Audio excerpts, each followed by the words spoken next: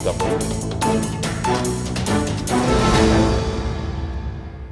now joined by my analyst tonight, Professor Abiodun Adeniyi, who will help expand the conversation. You've heard the lawyers so far, and good thing, you were live with us here in the studio following proceedings all through yesterday. It was a tedious one, quite laborious, but this is where we are at the moment.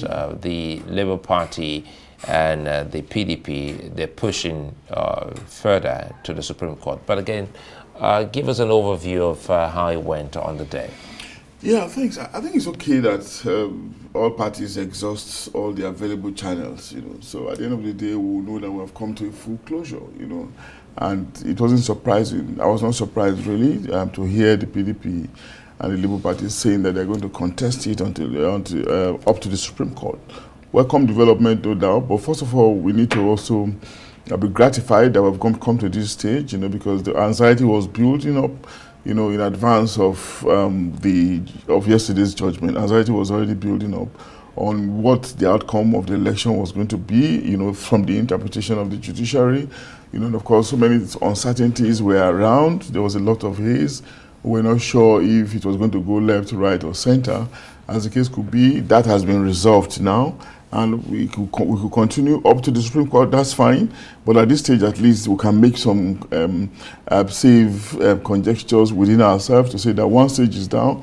What is left is a second and final stage, as the case could be. But there are some specifics that actually interested me, really. At first, yes, I'm happy the attorneys have mentioned it, that the judgment took a long time.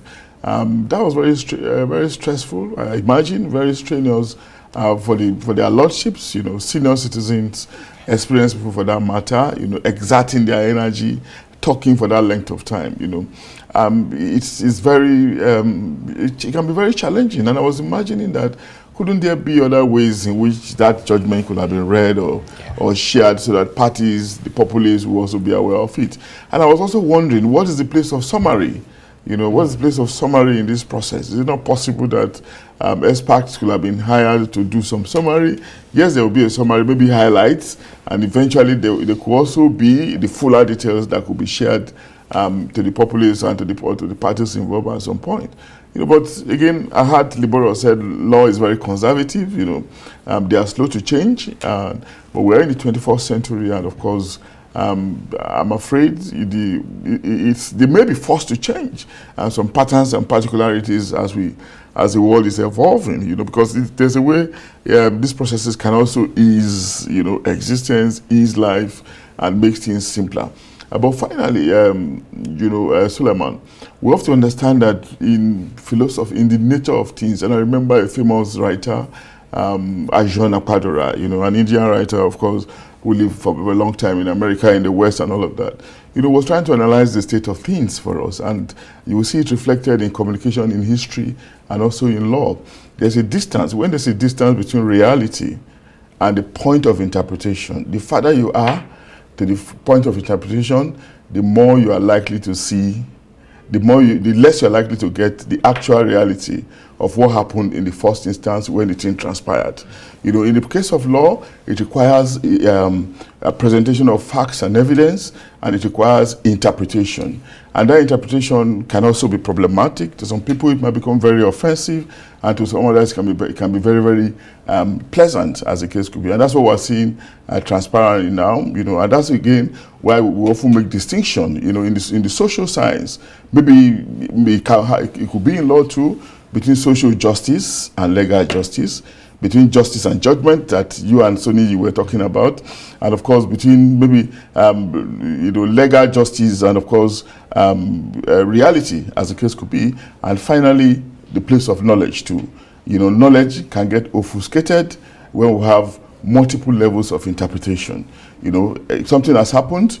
It's now been given. It was given different interpretation by different parties, through the litigants' lawyers or through the lawyers, as the case could be, then eventually through the statutory people who are statutorily recognized to interpret it, their lordship overall. But that's what we are now. So interesting all the same. And of course, it is what it is.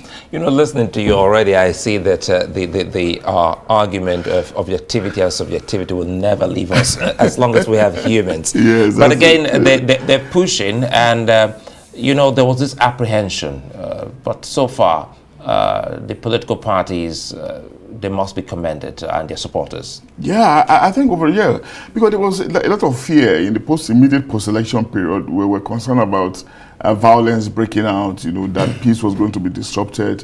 And even in the build-up to the election, there were all kinds of stories in the media that the army has blocked entrance to Abuja. People were coming into Abuja to march on appeal court, you know, if the judgment does not go in their favor, if it goes against them, so to say. But this is 24 hours after. We're thankful to God. Maybe it's the work of the security agencies anyway, that they have been able to nip things in the bud. We can never tell. But for what we have seen now, I think there's largely peace, and people are ventilating in the spaces, in the social media space. That's why, you know, no matter how much, you know, you detest that space, it is very helpful in the realm of ventilation. It permits people to express themselves, to boost their self-esteem, you know, to gratify their psychology, to feel a sense of involvement and integration in the discussion and conversation space. And of course, that can be very satisfying too, even unconsciously.